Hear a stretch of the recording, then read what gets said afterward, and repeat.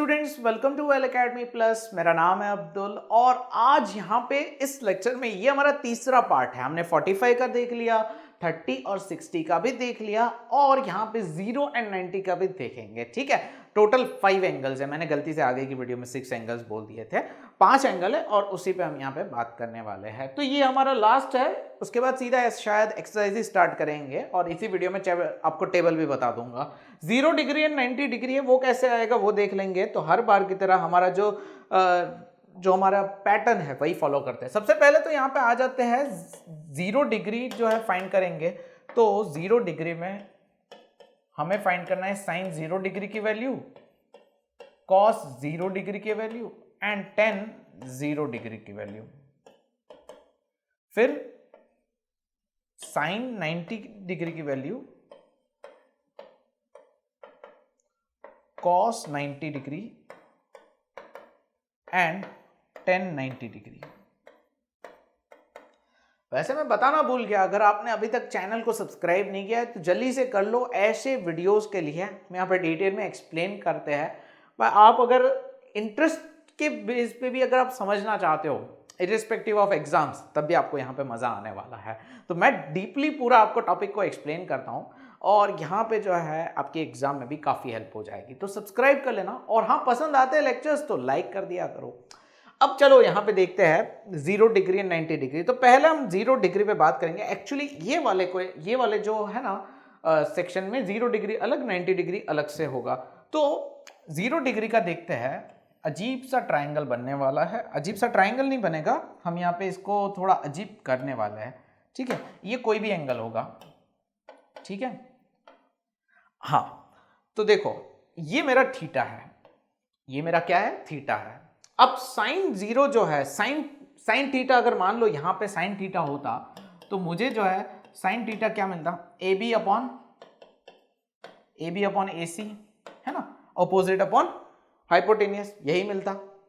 अब ये एंगल मान लो थीटा जो है 0 हो जाता है। 0 का मतलब क्या होता है, एंगल, ये जो दो हाथ है इनके बीच का एंगल जो होता है ना, ये जो गैप है उसको हम एंगल बोलते हैं। अब ये एंगल 0 का मतलब क्या होता है, अगर 30 है तो ऐसे होता है, 90 है तो ऐसे होता है। 0 का मतलब क्या, मतलब है ही नहीं। तो ये अगर 0 हो ना, ये वाला अगर 0 हो ना, तो होगा क्या पता है, ये वाली पूरी साइड AC जो है ना वो ऐसे आके इस तरफ आके बेस के ऊपर, मतलब BC के ऊपर पूरा ऐसे गिर जाएगी, तब जाके ये 0 होगा। 0 होगा तब ऐसा ही होगा, तब ट्राइंगल एग्जिस्ट ही नहीं करेगा। तो यहां पे बात ये आती है कि जब ये वाली पूरी साइड AC ऐसे गिर जाएगी तो AB साइड तो रहेगी ही नहीं ना। AB साइड की तो कोई वैल्यू नहीं होगी, क्योंकि ये पूरी ऐसे गिर गई तो AB साइड की वैल्यू क्या हो जाएगी, 0 हो जाएगी। मतलब AB की कोई वैल्यू ही नहीं है, क्योंकि AB एग्जिस्ट ही नहीं करेगी।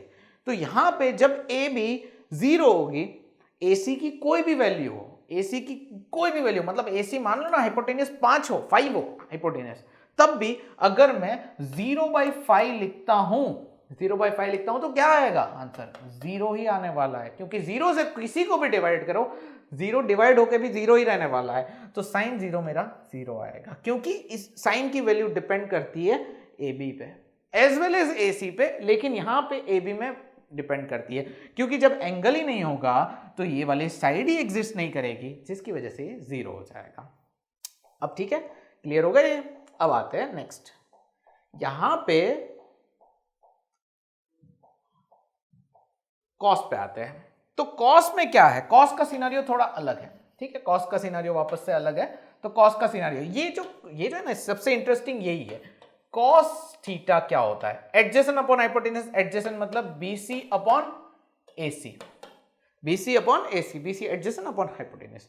अब इस केस में भी जब एंगल 0 होगा तो ये वाली साइड जो है ऐसे गिर जाएगी, मतलब ये AC जो है ये गिर जाएगी, हम जैसे साइन में देखा तो ये गिर जाएगी। अब AB जो है ना वो कॉस में आता ही नहीं है, क्योंकि कॉस में तो एडजेसेंट आता है।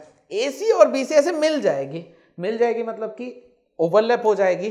तो जो AC है वो BC जितना हो जाएगा, मतलब कोई फर्क ही नहीं रहेगा। तो जब यहाँ पे AC इक्वल्स टू BC हो जाएगा तो cos 0 क्या होगा इस पर्टिकुलर सिनेरियो में, तो वो हो जाएगा AC अपॉन AC। मतलब AC और BC इक्वल है तो मैंने BC की जगह पे क्या रख दिया, AC रख दिया। AC और AC कैंसिल, आंसर हो जाएगा 1। दोनों एक दूसरे में मिल जाएगी और इक्वल हो जाएगी तो इसका कोई अलग वैल्यू नहीं निकलेगी, आंसर आएगा 1। तो sin 0 0 है और cos 0 1 है।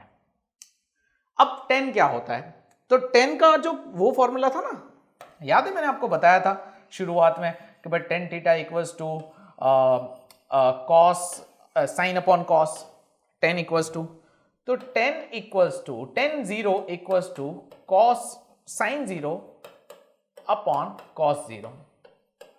तो tan 0 की वैल्यू डिपेंड करती है sin और cos पे, मतलब tan की वैल्यू sin और cos पे डिपेंड करती है। तो sin 0 क्या है, 0 है, cos 0 क्या है, 1 है। भाई 0 को कितनी भी बार डिवाइड करो 0 ही आने वाला है, तो tan 0 क्या आएगा, 0 ही आएगा। अब यहां पे ये 0 का सिलसिला खत्म हो गया और यहां पे आप फाइंड कर सकते हो cosec की वैल्यू। सो cosec 0 क्या होगा, 0 का उल्टा करो तो भी यहां पे क्या आएगा। अब लेट सपोज मैं आपको एक चीज बताता हूं, ये ध्यान से सुनना, ये यहां पे बहुत सारे कंफ्यूज हो जाते हैं बच्चे। cos 0 की जो वैल्यू है ना वो यहाँ पे अनडिफाइंड आएगी, ठीक है, नॉट डिफाइंड, इसको हम यहाँ पे ND लिख देते हैं, ND means not defined. Reason, ये 0 जो है ना उसके नीचे कोई वैल्यू होगी, 0 के नीचे कोई वैल्यू होगी तब ये 0 है। 0 के नीचे जब यहाँ पे 0 होता है ना तो ये डिवीजन में 0 नहीं आया हुआ है, अगर आपने नोटिस किया हो तो पीछे जाकर वापस एक बार चेक कर लो वीडियो को रिवर्स करके, डिवीजन में 0 नहीं आया, न्यूमरेटर में 0 आया तब जाके 0 है। दैट मीन्स डिनोमिनेटर में कोई वैल्यू है, तो यहां पे मान लो 1 है, तो sin 0 की वैल्यू क्या है, 0/1। अब 0/1 का रिवर्स करो तो क्या होता है, 1/0। अब डिनोमिनेटर में जब भी 0 आएगा नॉट डिफाइंड लिखेंगे हम, तो ये हो गया नॉट डिफाइंड। इसी तरीके से cos 0 के अंदर आएगा तो यहां पे sec 0 की वैल्यू देख लेते हैं, 1 है ना, सिर्फ 1 है तो 1/1 है, इसका 1 का रिवर्स करो तब भी क्या होगा, 1 ही होगा। tan 0 है तो उसकी जगह पे cot 0 क्या होगा, ये भी 0 है, डिनोमिनेटर में 0 नहीं आया हुआ है, डिनोमिनेटर में 0 होता है तो ये भी नॉट डिफाइंड होता, तो ये अभी 0 है, लेकिन इसका अगर इनवर्स बोलोगे, रिवर्स करेंगे ना तो ये भी नॉट डिफाइंड हो जाएगा। टेक्स्ट बुक ओपन करके देखो, ब्लू वाला टेबल नॉट डिफाइंड लिखा हुआ होगा। अब ये 0 का सिलसिला खत्म हो गया। मैं जानता हूं ये बोरिंग भी है थोड़ा और ये थोड़ा इसमें मजा नहीं आया होगा, बट हाँ अगर डिराइव करने में आपको चीजें मजा आती है तो इससे इंटरेस्टिंग कुछ नहीं हो सकता है। मतलब ये बहुत एंजॉयमेंट वाला है, मुझे तो मजा आ रहा है। अब आगे बढ़ते हैं, डिस्कस करते हैं नेक्स्ट 90 डिग्री का। 0 का यहाँ पे खत्म हो गया, ठीक है। अब 90 डिग्री का देख लेते हैं, ठीक है। अब यहां पे ये थीटा जो है पहले तो 0 हो जाता था, मतलब ऐसे यूं 0 मतलब कोई वैल्यू ही नहीं है, कोई वैल्यू ही नहीं है। अब यहां पे 90 डिग्री होगा तो 90 डिग्री में ये ऐसे नहीं रहेगा, 90 डिग्री में ऐसे रहेगा, ये 90 डिग्री में कैसे रहेगा, ऐसे। तो अगर ये वाला एंगल 90 डिग्री हो जाता है तो ये वाला एंगल पूरा इस तरीके से, मतलब ये जो साइड है ना पूरी इस तरीके से ओवरलैप हो जाएगी। किस तरीके से ओवरलैप हो जाएगी मैं आपको यहाँ पे नहीं बता पाऊंगा, लेकिन टेक्स्ट बुक में ले जाके बताता हूँ। टेक्स्ट बुक में इन्होंने समझाया हुआ है, मैं कुछ नया नहीं समझा रहा हूँ, ठीक है। बस इतना है कि स्कूल वाले ये चैप्टर को स्किप कर देते हैं। ये देखो ये बहुत अच्छे से बताया हुआ है, ठीक है। ये देखो 90 वाला पार्ट, मान लो ये मेरा एंगल है, ये वाला एंगल है ना, तो ये जो है अगर 90 होगा तो ये वाला एंगल कुछ इस तरीके से ऐसे होता जाएगा। देखो ऐसे होता गया, ऐसे होता गया, तो ये वाला पूरा ऐसे ओवरलैप हो गया, पूरा ऐसे ओवरलैप हो गया, जिसकी वजह से ओवरलैप होने की वजह से यहां पे इसके ओवरलैप होने की वजह से ये वाली साइड पूरी चली गई BC, क्योंकि ये वाली पूरी साइड ऐसे आ गई, AC वाली पूरी साइड ऐसे आ गई, AB में ऐसे मिक्स हो गई, जिसकी वजह से BC जो है पूरा गायब हो गया। अब गायब हो तो गया कोई बात नहीं, लेकिन इससे इफेक्ट क्या होगा, साइन थीटा क्या होता है, ऑपोजिट अपॉन हाइपोटेनियस। तो ये थीटा है, ऑपोजिट है AB, हाइपोटेनियस है AC।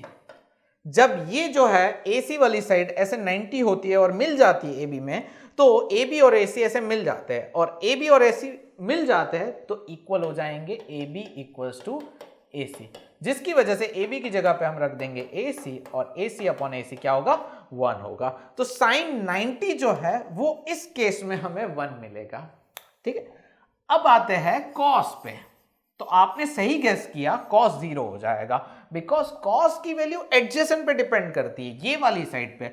तो cos क्या है, BC अपॉन AC।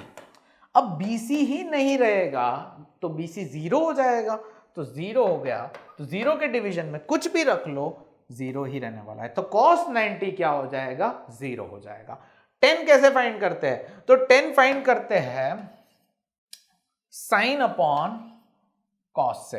तो tan 90 equals to sine 90 upon cos 90।